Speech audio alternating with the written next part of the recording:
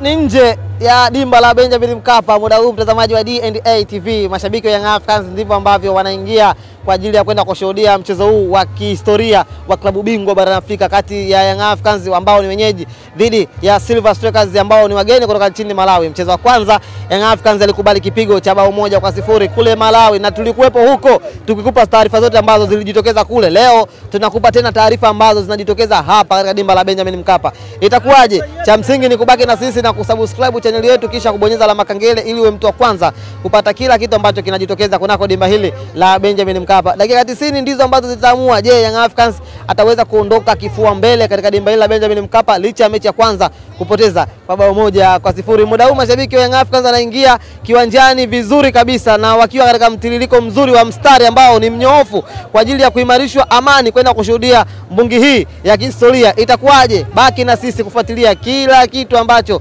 kinaendelea kunako dimba hili la Benjamin Mkapa. Mimi ni shuhuda wako wa muda wote, mzee wa mida Godfrey Nyanto. Nyuma ya kamera amesimama director Giovanni, akizingatia kila kitu kinakuwa sawa. Hii ya leo ni ya kihistoria kati ya Young Africans dhidi ya Silver Strikers kutoka kule nchini Malawi. Mchezo wa kwanza faida ya bao 1 la ugenini. Je, leo watapata bao hapa kunako dimba hili la Benjamin Mkapa? Tusubiri itakapokuwa. Cha umuhimu ni kuendelea kubaki na sisi, kusalia kuanzia sasa hivi kabla ya mchezo, baada ya mchezo na katikati mwa mchezo. Endelea kusubscribe D&A kuenjoy kila kitu ambacho tunakuwekea.